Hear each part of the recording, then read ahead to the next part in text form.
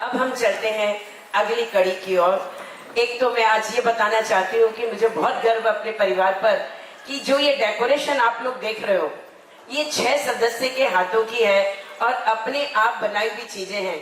उनका नाम लिया जाए क्या? लेना चाहिए। वो है नीतू जी बिरला, राधिका लाठी, आरती बाहेती, वो अग्रवाल, जरा सा नाम बोलेंगे आप अपना? सविता अग्रवाल, वेरी गुड, अपना नाम लेना चाहिए। और कौन है? राखी जी बेड़े। और कौन बचा? कृपया। ये रंग महोत्सव है, आज रंग पंचमी है। ये रंग आए कहां से, जबकि होली की रात का रंग तो कुछ भी नहीं होता। ये एक शताब्दियों पूर्व की एक बहुत सुंदर स्वामी संत हरिदास जी की कहानी है, जिन्होंने स्वयं रंगों को ढूंढा था और उन्होंने ब्रज में रंगों का साम्राज्य खड़ा किया था। संत हरिदास जी अपने स्तब्ध मुद्रा में यमुना के नीर पर बैठे थे। पूर्णिमा की रात थी। समझने वाली चीज है, हमें बच्चे जब पूछेंगे कि रंग पंचमी के रंग किसने ढूंढे, कौन साइंटिस्ट के नाम आप बोलोगे? हमारे पास नाम भी नहीं है। जब ये पढ़ा तो लगा कि सच्चाई कितनी खूबसूरत है। उन्होंने स्तब्ध मुद्रा में बैठे हैं, पर उनके कानों में एक सुंदर सी स्वर लहरी सुनाई दे रही है। वो स्वर लहरी के कारण उनके कान में गूंजने लग गई और अपने आप आंखें खुल गई। आंखें खुलने पर उन्होंने क्या देखा कि जो स्तब्ध नीर शांत था यमुना का, उसमें छोटी छोटी लहरें और इतनी सुंदर रंगों से उभर रही हैं। ये आखिर है क्या? आश्चर्यचकित रह गए। उस आश्चर्य में उनकी आंखें बार बार समाधिस्थ होती है, पर बार बार वो आंखें खोल लेते हैं।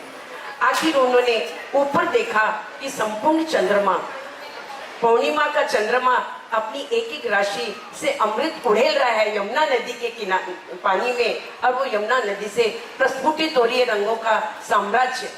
तब उन्होंने कहा, वो तो खुद स्वयं भी जो थे सूर साम्राज्य थे, वो सूर साम्राज्य थे। तानसेन उनके अंडर में सीखता था, जो भी सूर सीखते थे। फिर उन्होंने आंखें बंद की कि मैं ये चंद्रमा को, ये कौन सी रोशनी है। तब उनको आभास हुआ कि ब्रज में से कृष्ण बांसुरी बजा रहे हैं और वो बांसुरी की धुन पर राधा और गोप ग्वाल इर्द गिर्द एक सुंदर रंगों का चक्रव्यूह बनाकर कृष्ण को घेर के रखे हैं। तब उन्हें ध्यान में आया कि ये रंग जो है, ये सुंदर रंग, ये तो ब्रज से निकलेंगे, पर इनको उपहार के रूप में किसने दिया? यमुना नदी ने दिया। इसके लिए यमुना जी कृष्ण को बहुत प्रिय हैं और वो अद्भुत इस दृश्य से वो भाव विभोर हो गए। और आखिर उन्होंने तानसेन को आवाज लगाई कि तानसेन सुनो और तुम्हारी रागिनियां छेड़ो, क्योंकि जो बिना बांस की गांठ की बांसुरी, पोली बांसुरी इतने सुर निकाल सकती है, तो हम मानव क्यों नहीं? हमने मानव ने मात्र अमृत पान क्यों नहीं कर सकते? क्योंकि हमारे अंदर ईर्ष्या, द्वेष, राग, ये सब गांठें जिस दिन खत्म हो जाएगी, हम अमृत का साम्राज्य पालेंगे और सारे रंग हमारे अंदर से ही निकलेंगे। तो सखियों, आज वही ब्रज भूमि, वही आवाज, वही कदम्बों की सरसराहट, सब कुछ लेकर पद्मा जी मणियार और उनकी सखियां कृष्ण कन्हई को आज आह्वान कर रही है कि इस कार्यक्रम में आप आइए, और सब आपकी बाट जोड़ रहे हैं। तो आइए मिश्रा, चलते हैं। मन भावनो आयो फागुन मास, होली खेलो श्याम संग, लागी मन में आस। होली खेलन सावरा आई सखिया आज, होली खेलन सावरा आई सखिया आज। ऐसी रंग दो चुनरी, हो जाओ लाल मलाल।